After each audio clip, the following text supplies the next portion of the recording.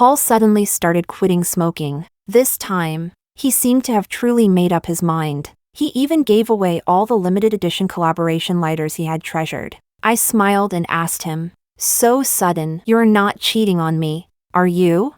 Paul froze for a moment, then looked at me helplessly and said, "How could that be? It's just that a colleague at our company is pregnant and can't stand the smell of smoke. You're not even going to get jealous over a married woman, are you?"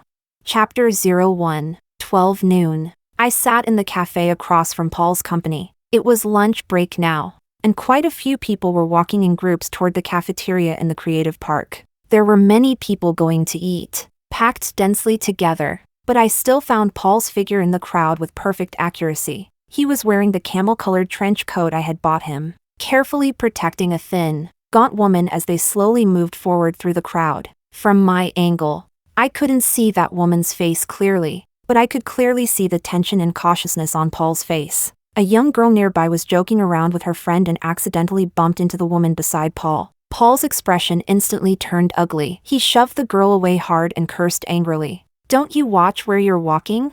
If your eyes are useless, dig them out and throw them away. Better than hanging them on your face and embarrassing yourself."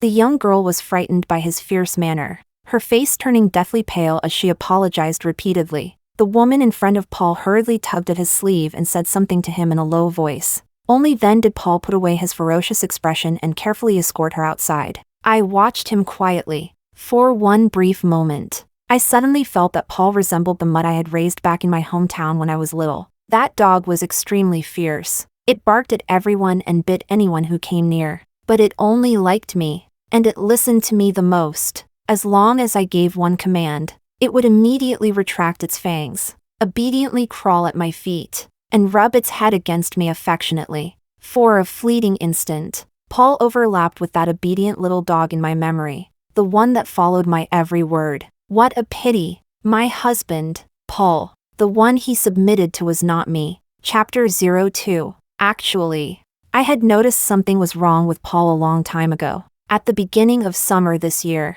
he suddenly bought me a small neck fan that could blow cool air. At the time, he smiled and said to me, "Babe, this fan is really powerful. From now on, when you go out to pick up packages, you won't be afraid of the heat." The parcel locker was just downstairs from our home. I only had to go out, take the elevator, pick up the package, and come back. It wouldn't even take 5 minutes.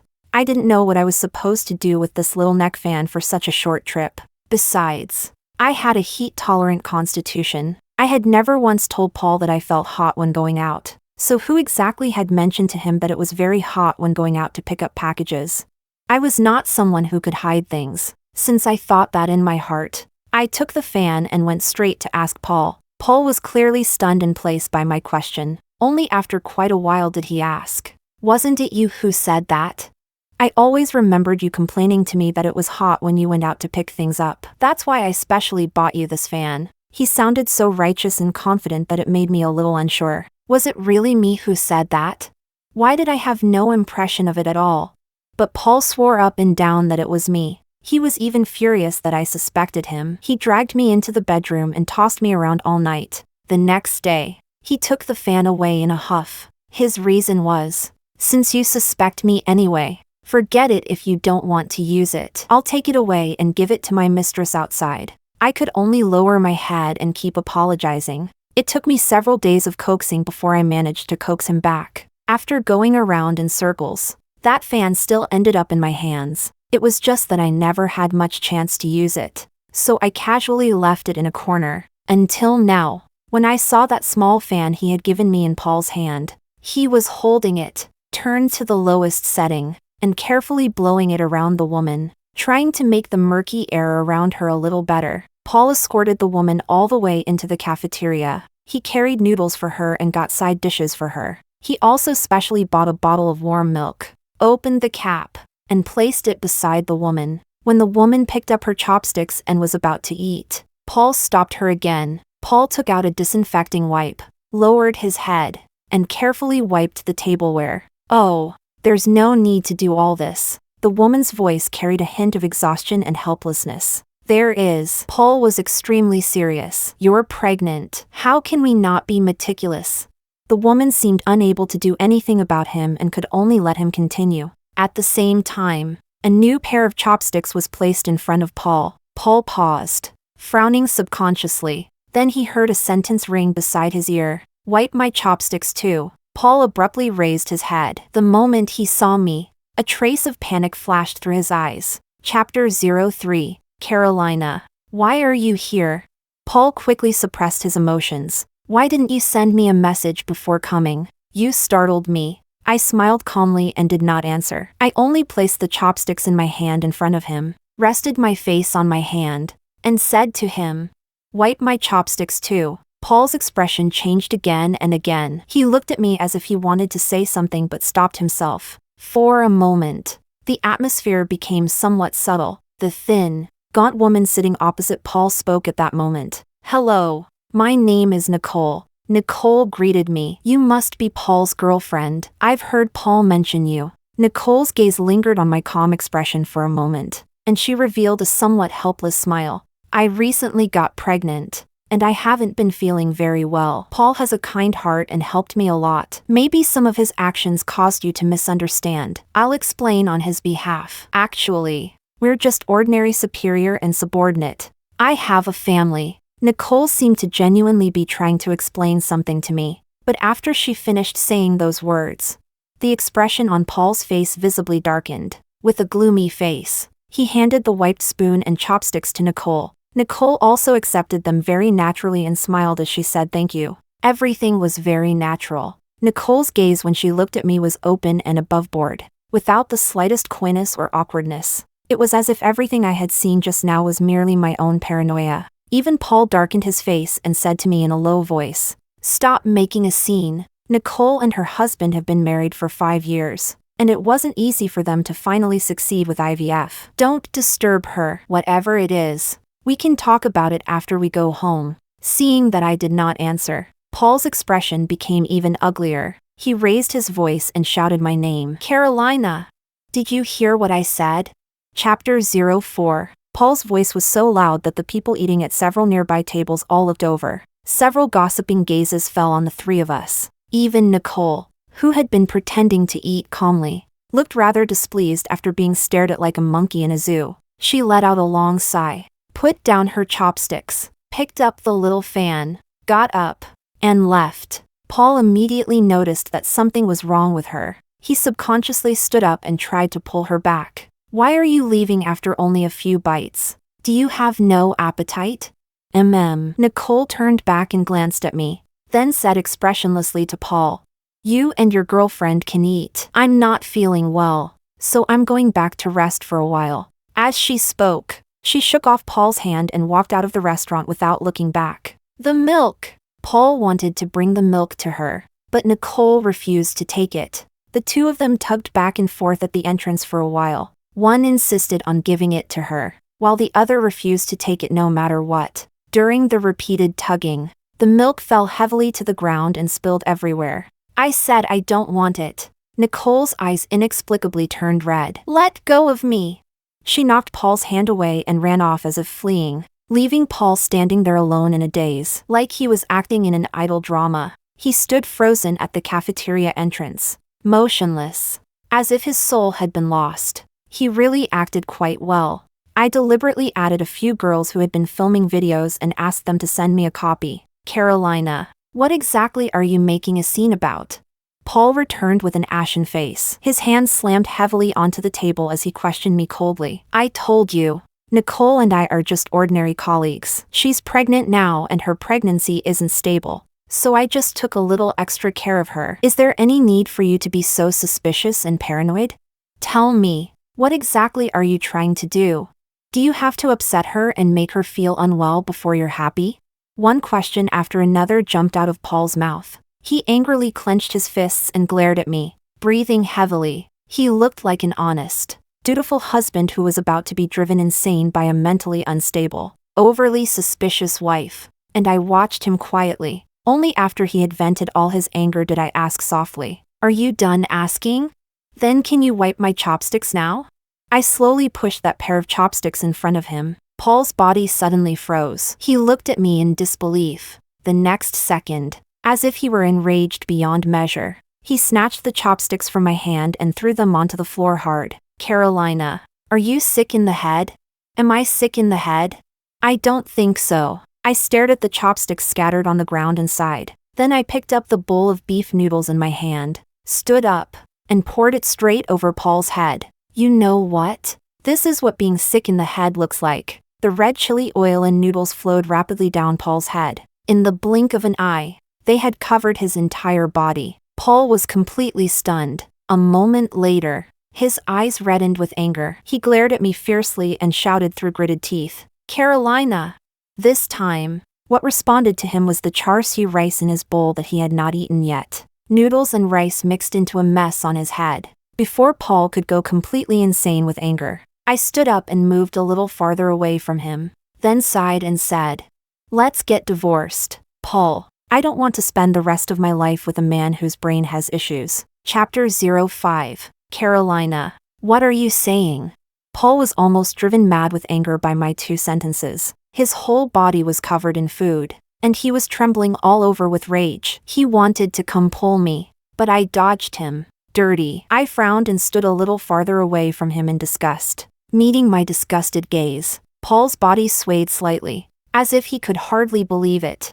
I didn't want to keep entangling myself with him, so I carefully went around him and prepared to go home. Paul stood frozen in place and did not chase after me. When I reached the entrance of the creative park, I thought about it and turned back. Walking into Paul's company, I looked around the crowd and accurately found Nicole, whose face was slightly pale. Among the people on their lunch break, she was leaning back in a chair with her eyes closed, resting, continuously using the little fan in her hand to blow air onto her face. I calmly walked over and took the fan out of her hand, after meeting Nicole's astonished and annoyed gaze. I spoke with a calm expression. Sorry. This thing should belong to me. I pointed at the pendant on the little fan and said matter-of-factly, This little cat pendant tied to the fan is a jade charm I bought. My initials are engraved on the bottom. I also have the purchase record for this jade pendant. Do you need me to show you? Nicole was so angry that her face turned red. She gritted her teeth and said, Paul lent this to me. I didn't say you stole it. Calmly, I removed the jade pendant and stuffed the fan back into her hand. If you like it, keep using it. Our voices on this side weren't particularly loud, but it was currently lunch break, and the office was quiet. Even the slightest sound seemed very loud in this area. Quite a few people craned their necks and looked over. Don't give it to me. I don't want it. Nicole was so angry that her chest rose and fell violently. After biting her lip and glaring at me, she forcefully threw the fan into the trash can. If I remember correctly, you're pregnant, right? Don't be so hot-tempered. It's not good for the baby. I sighed faintly, picked the little fan back out of the trash can, and placed it on Paul's desk. He lent it to you to use. He didn't give it to you. Why would you throw Paul's kindness into the trash? Besides, as far as I know, you shouldn't have the right to dispose of his belongings, should you? Nicole was choked speechless by me, her face turning ugly. She trembled all over with anger but did not know what words to use to retort, and could only clench her hands tightly. What exactly are you trying to do? Nicole raised her voice with an ugly expression. I already said that Paul and I are only colleagues. Do you really have to do this? What's the point of chasing me all the way to our company? Could it be that you have no confidence in your own man at all? Do you have no confidence in yourself at all? Nicole's voice was sharp. 4 sentences, 4 questions. Clearly, she was already so angry that she was losing some of her rationality, and I quietly watched her scream hysterically. Then calmly said, Calm down. I never said you stole anything, and I never said you stole someone's husband. I only came to take back what belongs to me. Nicole abruptly stood up. She was trembling all over with anger, holding her belly, which was not showing at all. She glared at me with red eyes. You don't push people too far. I truly felt a little speechless. I hadn't expected that it was bad enough Paul couldn't understand human language. Nicole was also someone who couldn't understand human language. I had nothing to say to her. Just as I shrugged and was about to leave, Paul's furious shout suddenly came from behind me. Carolina, if you have a problem, Take it out on me. Don't touch her. Chapter 06. Paul had clearly rushed back in a hurry. He had only briefly cleaned the rice grains and noodles off himself. He hadn't even had time to change his clothes before sprinting up. The instant I saw him charging over with red eyes, I instinctively dodged 2 steps to the side. Paul was running too fast and couldn't stop at all. He rushed straight toward Nicole, and in the blink of an eye, he knocked her to the ground. Nicole's painful scream and Paul's panicked cry for help intertwined, making an especially noisy scene. "It hurts!" Nicole clutched her stomach and wailed in pain. "My stomach hurts so much." "Nicole, are you all right?" Paul's eyes reddened, and he hurriedly tried to help her up. "Where does your stomach hurt?"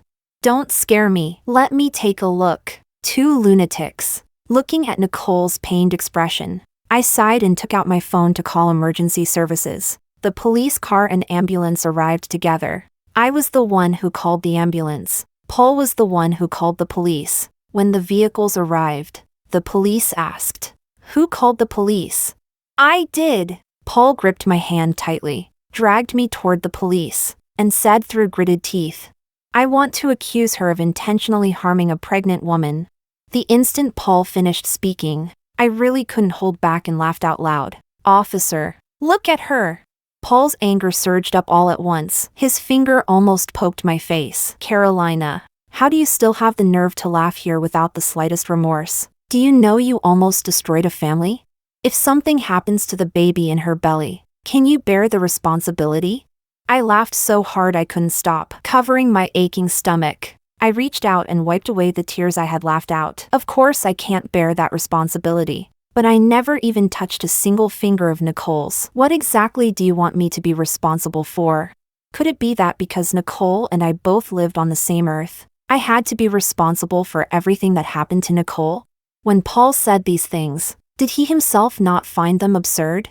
Sometimes I really wondered whether he had a brain at all. I had always been straightforward, and whatever I thought, I said directly. Paul trembled all over with anger as he listened to my words. His expression was twisted with rage, and he pointed at me just as he was about to curse again. The police forcefully stopped him. "Talk if you want to talk. Don't point and shove."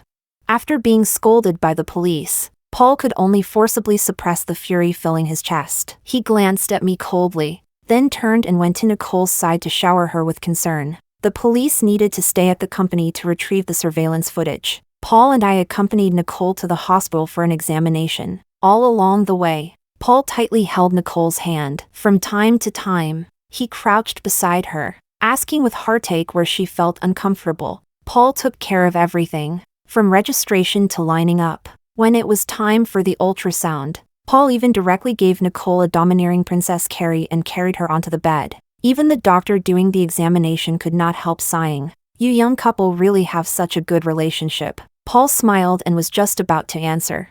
I quietly spoke from the doorway. "They're colleagues. I'm the one married to that man." The doctor, who was applying gel, slipped her hand and looked at the 3 of us with a hint of gossip in her eyes. Nicole was the one who could least bear being scrutinized by that kind of gaze. "I'm not doing the examination anymore." She gritted her teeth and struggled to get down. Paul became anxious and immediately stepped forward to comfort her. "Don't act out of anger. For the sake of the baby, you have to complete the examination properly. We know we're innocent, and that's enough. There's no need to wrong yourself because someone else is framing us."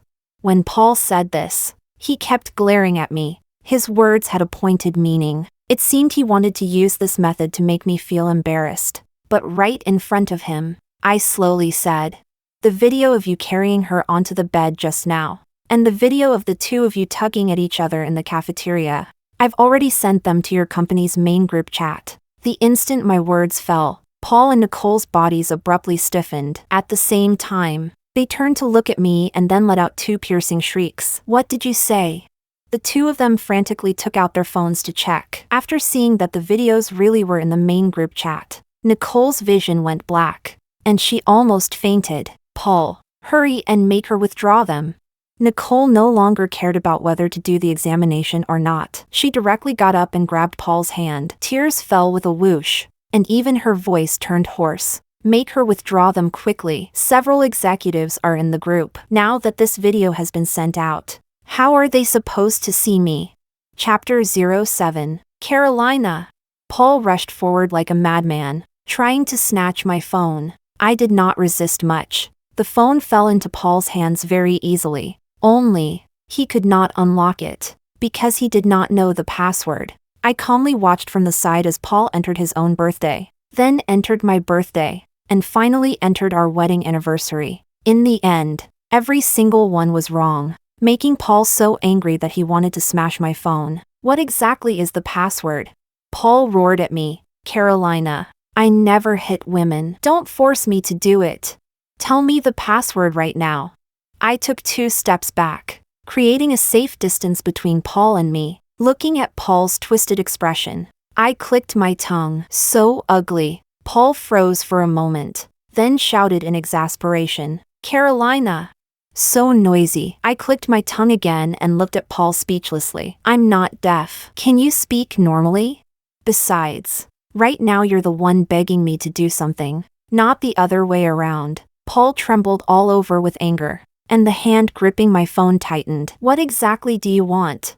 I crossed my arms in front of my chest and spoke calmly. If you're asking for help, then act like someone asking for help. In this society, it was not whoever shouted the loudest who got listened to. Paul's face was tense as he glared at me fiercely. If looks could become tangible, he would probably have already sliced me to pieces thousands upon thousands of times. But I was not afraid at all. I only glanced at the time and calmly said, It's almost been 2 minutes. Are you sure you're not going to beg me? The time limit to recall the message was about to pass. Yet Paul was still trying to use his loud voice to force me to compromise, to force me to hand over my phone password. Sometimes I truly did not know what exactly went on inside his head. Paul! Nicole shouted at him with red eyes. With just one cry, Paul completely lost his armor and his strength drained away. He looked deeply at Nicole. Then, as if he had made some kind of decision, he dropped to his knees in front of me with a thud. Gritting his teeth, he said to me word by word, Carolina, I'm begging you, please tell me the password. You can blame me, hit me, curse me, I'll accept it all, but none of this has anything to do with Nicole. She's still pregnant. For the sake of the innocent child in her belly, please do one good deed. I'm begging you. As Paul spoke, he moved himself so much that his eyes turned red. Nicole also turned her back and wiped her eyes with the back of her hand. The two of them looked so pitiful, as if they had suffered endless humiliation. It made me look like some unforgivable villain. But clearly, I was the victim. I lowered my eyes and quietly looked at Paul kneeling by my feet. After our eyes met, I spoke. My phone password is our wedding anniversary. Paul frowned and subconsciously refuted me. That's not right. I just entered the date of our wedding anniversary, and it said the password was wrong. I never lie. I sighed faintly. Paul, my phone password really is our wedding anniversary. Paul looked somewhat suspicious and quickly entered the number 0708 on my screen. The phone still popped up with the message that the password was wrong. Paul's face immediately darkened, clearly having already sentenced me to death in his heart. You lied to me? I didn't lie to you. I calmly met his condemning gaze. You remembered the date wrong. Our wedding anniversary is 0709. July 8th is the birthday of that pregnant colleague beside you. Paul's body paused. He raised his head in disbelief. His eyes were filled with obvious shock. Chapter 08. How is that possible? Paul frantically entered that string of numbers. The instant he unlocked my phone screen, his body froze in place, and his expression became somewhat dazed. I knew. He remembered. I had not lied. Our wedding anniversary was indeed the 9th, and Nicole's birthday just happened to be the day before our wedding anniversary. Those 2 dates were very close together. Paul had remembered them wrong. I still remembered that on the 8th, I had casually reminded him to come home early. But Paul looked somewhat troubled and said to me, a colleague is celebrating her birthday tonight and invited everyone in our department out for dinner. I might come back a little late, so don't wait for me. At that time, I had not suspected him. I answered with a sound of agreement, and when I sent him out, I even planted a kiss on his face. Until that night, when I went to the styling salon I often visited to get my hair cut. At the intersection, I brushed past Paul, who was holding 99 red roses.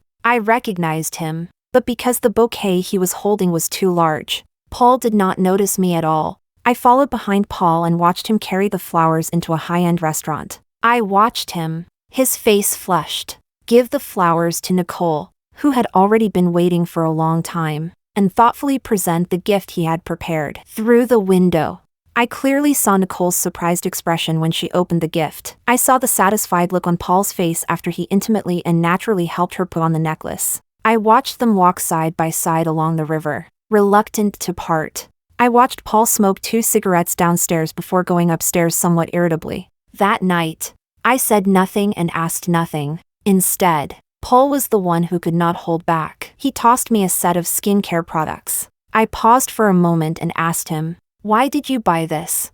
"A wedding anniversary gift." Paul was lying in bed scrolling on his phone. Without even raising his head, he replied, "Didn't you say last time that your skincare products were almost used up? So I bought you another set." After saying that, seeing that I did not respond for a long time, he took a moment to lift his head from his phone. Grinning, he kissed me and asked, "Why aren't you saying anything? So happy you've gone silly?"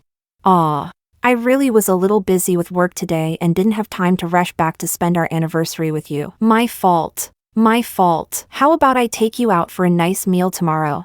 I stiffly pulled out a smile, lowered my eyes, and softly answered, But at that time, it was only our first year of marriage. We should clearly have still been newlyweds. Sweet and inseparable, but Paul had remembered our wedding anniversary wrong. He thought our wedding anniversary was on the 8th. On the 8th, between accompanying Nicole and accompanying me. He had already made his choice. After the password was unlocked, what appeared before Paul's eyes was a photo of me and him laughing with our faces pressed close together. In the photo, I was still wearing a veil on my head, my fingers interlocked with Paul's, smiling sweetly. That was the first photo we took together after taking our marriage registration photos. Paul stared at his own smiling face in the photo, frozen in place, his expression complicated. "Carolina, you." Paul pursed his lips and looked up at me, as if he wanted to say something, but when Paul met my indifferent gaze, his body paused. Only after quite a while did I hear him say in a low voice, "Forget it." Chapter 09. Paul stood there conflicted and hesitant for a long time. He perfectly missed the time limit to recall the videos. Nicole's eyes turned red with anger, and she was about to rush over and scratch my face. But Paul stopped her. "Nicole, forget it." Paul hurriedly hugged Nicole's waist and persuaded her. "Those 2 videos don't prove anything. The leaders all know what kind of people we are. It's fine." The moment his words fell, Nicole directly raised her hand and slapped him across the face. She used full force, hitting Paul's face so hard that it turned to the side. Before long, a red handprint appeared on Paul's face. "Of course it's fine for a shameless bastard like you." Nicole cursed angrily with red eyes. "I'm not the same as someone like you. My husband and I are perfectly fine. You and I are completely innocent. You were the one who insisted on throwing yourself at me and taking care of me. I'm putting my words here today. If my husband divorces me because of this, I won't let you off. If something happens to the child in my belly, I'll make you pay with your life." Nicole practically screamed those words at the top of her lungs. "Nicole, you're only saying that because you're angry, right?" Paul's face turned pale from her scolding, and he hurriedly wanted to ask further. But when he saw Nicole's hateful gaze, it was as if he had suffered a heavy blow. His body swayed, looking as if he might collapse at any moment. Seeing this scene, I silently moved a little farther to the side. I was afraid that if Paul fainted later, he might fall on me. Fortunately, he was still strong enough, even though the doctor chased him out of the examination room and his body was on the verge of collapse. He still forced himself not to fall. Fortunately, nothing serious was wrong with Nicole's belly. After the police finished reviewing the office surveillance footage, they came over to mediate. Seeing Paul's pale face and how he had contributed both money and effort, they simply said a few words, told him and Nicole to negotiate the medical expenses themselves, and then left. Nicole, however, did not look at Paul once the entire time. She sat on the chair and treated Paul, who was circling around her and showering her with concern, as if he were invisible. It was not until the afternoon that Nicole's husband rushed over in a hurry. The moment that slightly plump man appeared, Nicole seemed to have suddenly found her backbone. She threw herself into his arms and burst into loud sobs, no longer seeing anyone else in her eyes. Looking like a fragile little woman, Paul probably had never seen Nicole like this before. He stood in the distance and stared blankly for a very long time. A long time later, he lowered his head, walked to my side, and said hoarsely, "Babe, let's go. I want to go home." Chapter 10. Paul reached out to take my hand. I immediately avoided him. Paul's hand was left abruptly suspended in midair. "Too dirty. You're dirty and you stink," I said softly. "Can you stay away from me?" When he was being all lovey-dovey with Nicole, he gritted his teeth and called me by my full name. Now that he had discovered that Nicole only treated him as a simp and did not have him in her heart at all, he came crawling back and called me babe, telling me he wanted to go home. Where exactly did Paul get the nerve to be so shameless? Did he always think I was a recycling station for trash?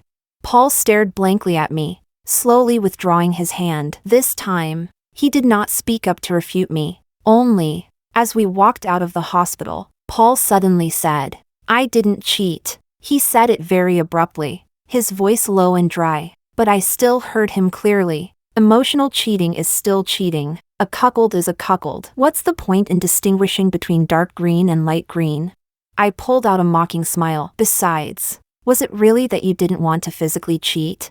From what I can see, it was clearly that she wasn't willing to sleep with you. If Nicole had shown even the slightest willingness, Paul would definitely have gone bright-eyed and booked a hotel room with her. How could he possibly still be here spouting nonsense to me about not cheating?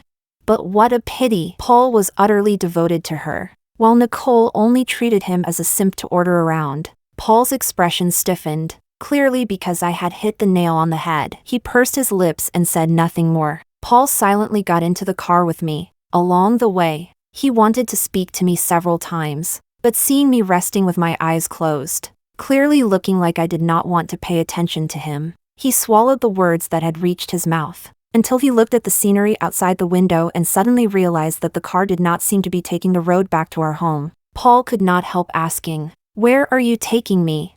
"The Civil Affairs Bureau," I answered very quickly. "It's 3 o'clock now. The bureau hasn't closed yet. Perfect timing to go get a divorce." "I don't agree to divorce." Paul almost shouted it instantly. Oh, I did not take his words seriously. I didn't agree to you cheating either. Yet Paul still cheated anyway. So what was the damn use of disagreeing?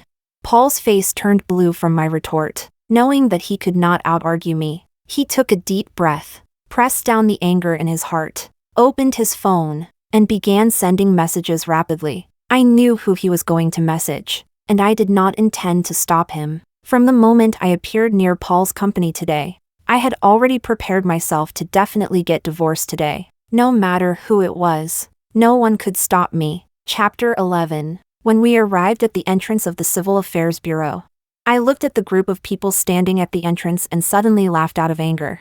I had imagined Paul might call his parents and relatives over to persuade me. But no matter what, I never expected that he would have his family bring out his nearly 90-year-old grandmother, who could no longer walk and could only sit in a wheelchair. The old woman was helped up by others, trembling as she stood from the wheelchair, and tightly gripped my hand. "Good girl. Paul did wrong. Grandma will help you beat him. Don't be angry, whatever it is. Let's go home and talk, all right?" The old woman's face was full of pleading. Grandma has never begged anyone in her life. Today, Grandma is begging you here. Just give Paul one more chance. A nearly 90-year-old woman cried and pleaded with me. She even trembled as she tried to kneel before me. I hurriedly rushed forward to hold her up. If she really knelt to me, then I would truly become the sinner. I tried to hold her up, but she insisted on kneeling. Several people became tangled together at the entrance of the Civil Affairs Bureau, under the condemning gazes of Paul's parents and his two sisters. I used every possible way to persuade the old woman to stop. Under her repeated questioning, I lowered my stance and promised again and again that I would properly resolve the matter with Paul and would not make things too ugly. It took more than 40 minutes before the old woman finally got into the car, surrounded by Paul's family, preparing to go home. Before leaving, she even deliberately placed my hand and Paul's hand together and said, "It wasn't easy for you two to get married. You still have to live your days properly." Paul nodded with red eyes, saying yes. The second the car drove away, I used all the strength in my body and slapped Paul hard across the face with a loud crack. Paul was stunned by the slap. Before he could react, I backhanded him twice more. I hit him until his head buzzed. Carolina, that's enough! Paul finally came back to his senses and shouted in exasperation as he grabbed my hand. Not enough. I gritted my teeth and shook him off, directly lifting my bag and smashing it against Paul's head. How could it possibly be enough? If the matter between him and Nicole had merely disgusted me before, then now, the fact that he had forced his family to drag out his nearly 90-year-old grandmother just to make me compromise made me feel that Paul was simply beyond saving. It made me physically nauseous. The moment I saw him, I wanted to throw up. A man who cheated without the slightest remorse and only thought of using a nearly 90-year-old elder to salvage his marriage was not worthy of being called a man at all. Before, I thought you were just muddle-headed, that you had merely lost focus in a relationship. Although it was disgusting, at least you were still someone with a bottom line. But I was wrong. I was terribly wrong. How could a man with a bottom line possibly cheat? Paul was nothing but utter social garbage from head to toe, and it was only today that I finally saw his true face clearly. I lifted my foot and kicked Paul hard in the stomach, knocking him to the ground. Then, without the slightest politeness, I spat on his face, looked down at him from above, and said, Paul, even if the Jade Emperor himself came here, I would still divorce you. Chapter 12. Paul was unwilling to divorce. Even though my attitude was so clear, he still refused. He stubbornly insisted that he had merely lost focus for a moment and had not truly done anything wrong at all. Emotional cheating was different from physical cheating. Emotional cheating could only be considered a personal moral issue. I could not use these things as evidence of cheating to file a lawsuit and have the court grant a divorce. Paul clearly knew this as well. He knew that as long as he stubbornly refused to divorce, there was nothing I could do to him. So the heart he had been holding in suspense finally settled. To make it up to me, Paul specially took a few days off. Every day, he circled around me, calling me babe this and babe that. He pretended that nothing had happened, trying to repair things with me, and I quietly watched him put on his show without saying a word, treating all his attempts at goodwill as nothing but performance. Until the third day, Paul could no longer keep acting. When I once again refused the breakfast he had made, Paul slammed the plate in his hand heavily onto the table, his eyes red as he asked me, Carolina, what exactly do you want? I only made the tiny mistake that all men in the world make. I didn't even hold Nicole's hand or kiss her. Do you really need to keep acting like this? You're making it seem like I committed some unforgivable crime. With that sour face all day long, sometimes I really wonder whether you ever loved me at all. Paul had held in his anger for 3 days, and finally could not stop it from exploding. He wanted me to have a huge fight with him. Even if I hit him or cursed him, he would still have room to turn things around, rather than like now, living under the same roof as if we were two unfamiliar strangers. Paul was impatient to dig out the festering wound that was Nicole, while I coldly watched his every move without saying a word. Just as Paul was about to lose control and smash every bowl and plate in the kitchen, someone knocked on the door. I glanced at the time, got up, and went to open the door. Uncle, cousin, eldest uncle, second uncle, older cousins, younger cousin, you're here. I called out to them one by one. Before long, 9 tall, strong men were standing packed full in the living room. My uncle, 3 cousins who practiced Sanda, 2 maternal uncles, 2 gym-loving cousins, and 1 younger cousin who had just started winter break stood behind me. Paul's hand, which was preparing to smash a bowl, froze very abruptly in place. Carolina? Paul met the eyes of those men, his eyelid twitching, slowly and very gently. He placed the bowl in his hand on the table, even his voice trembling a little. What do you mean by this? I showed Paul my first bright smile in days. Did cheating rot your brain? He could call his own relatives and friends over to force me not to divorce. Of course, I could also give him a taste of his own medicine. I did not even need to speak. The older cousins behind me had already rushed forward, directly knocked Paul to the ground, and pressed his face against the floor, rubbing it violently. I brewed tea for my uncles from the side, listening to Paul's screams. I felt even the air today had become much fresher. Chapter 13. Paul was unwilling to divorce. Fine, I could drag it out with him too. He wanted to use his family to force me to compromise. Fine, if he dragged out his elderly grandmother, then I would call over my whole army of relatives, along with several of my male cousins. Paul stubbornly insisted that he had not cheated. Fine, I also stubbornly insisted that I had suffered a grievance as vast as the heavens, as if he was the only one who knew how to cry. Even if Paul called the police, it was useless. First, he had not suffered any substantial injury. Second, this was our family dispute. The police could only mediate. They had no way to deal with it. Paul could not take being beaten anymore, so he wanted to accuse my brothers and cousins of picking fights and provoking trouble, claiming they were thugs who had forcibly broken into his home. I lightly blocked him in front of the police with one sentence: "They're all brothers related to me by blood. I invited them here for a trip." This kind of family matter was the same as domestic violence. The police could not handle it. They could only try to dissuade us. Every time they came, I nodded and expressed agreement. Once they left, we pressed Paul back onto the floor and rubbed his face against it again. Of course, Paul also tried to run away, but the moment he ran, I brought my mighty group of people to his parents' house to visit. Once or twice was still fine, but after 3 or 4 times, even with faces as thick-skinned as Paul's parents, they could no longer hold out. They had no choice but to call Paul and tell him to get back here and deal with this mess. And so, after my brothers and cousins had stayed for a month, Paul finally loosened his mouth and agreed to divorce. On the day of the divorce, he was still wearing the trench coat I had bought for him, but his whole spirit was much worse than before. He had lost more than 10 pounds. His hair was messy, and his entire body exuded a decadent aura. He stared at the divorce certificate in his hand and pulled out an ugly-looking smile. "Carolina, whether you believe it or not, I actually never thought about divorcing you." Paul still wanted to say more, but I interrupted him. "Enough. Stop pretending. Even a dog on the roadside is more devoted than you. Only after the child dies does the milk arrive. Only after snot runs into the mouth does one remember to wipe it. Only after the rain stops does one remember to bring an umbrella. Only after the divorce does he know regret and humiliation." Then what the hell was he doing earlier?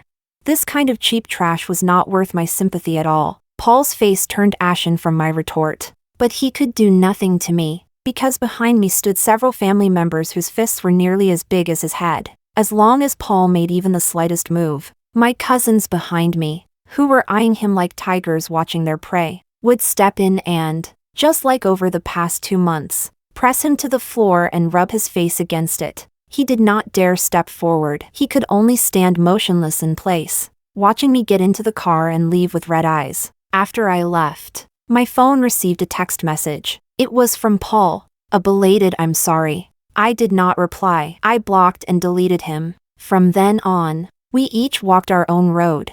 I would simply pretend I had never met him. Chapter 14. One early morning half a year later, I was woken by a phone call. After picking up, I said hello twice, but the other side did not speak for a long time. Only heavy breathing came through from the other end of the phone, just as I irritably prepared to hang up.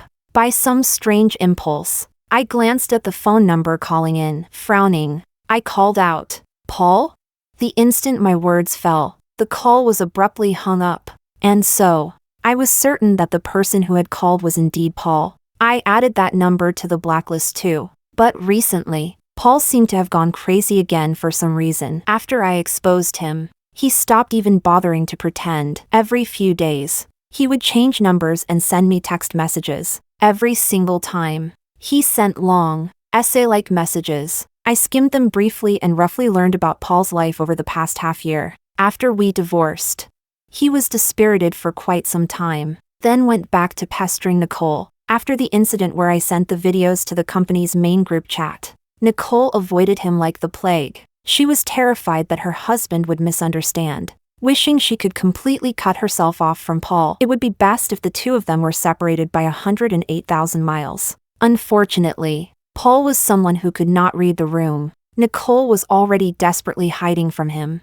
Yet every day before dawn, he would get up to make soup, then deliberately carry it to the company the next day for Nicole to drink. Nicole refused him countless times, but it still did not dispel Paul's intentions. Angry and anxious, she decided to go all the way and found HR, getting Paul fired on the grounds of harassment. This time, Paul was completely stunned. He did not understand why things had turned into this. So he truly went mad and started following Nicole, harassing her, trying to get an answer. Nicole was tormented by him until she was unbearably irritated. When Paul once again tried to approach her, Nicole called the police. This time, the evidence was solid, and Paul was detained for 3 days. After he got out, he did not look for Nicole again. Instead, he went to find Nicole's husband.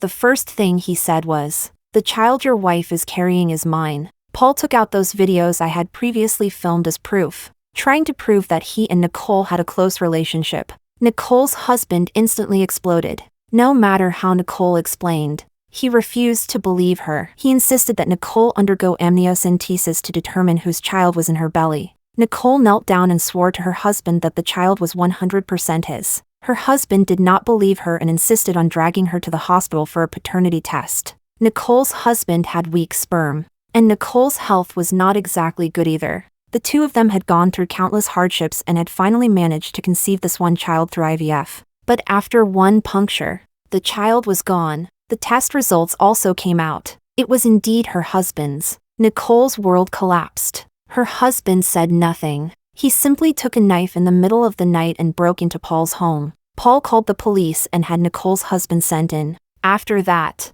for some unknown reason, Nicole actually moved into Paul's home openly and brazenly. She did not get divorced either. She simply moved into Paul's place, eating his food, using his things, and ordering Paul around like a dog. Moreover, she often deliberately carried ice water in the middle of the night and poured it over Paul, tormenting him until he was nearly having a nervous breakdown. Every time Paul wanted to kick her out, Nicole would threaten to jump off the building and refuse to leave no matter what. Back and forth, the two of them somehow formed a deadlocked situation. Over the past half year, Paul had nearly been driven insane by Nicole's torment, and it was at this time that he finally remembered how good I had been. At home, he sent me nostalgic essays every day. Between the lines, there was regret, confusion, and helplessness. I read them seriously from beginning to end, then replied with one sentence, "Congratulations. You finally got what you wanted."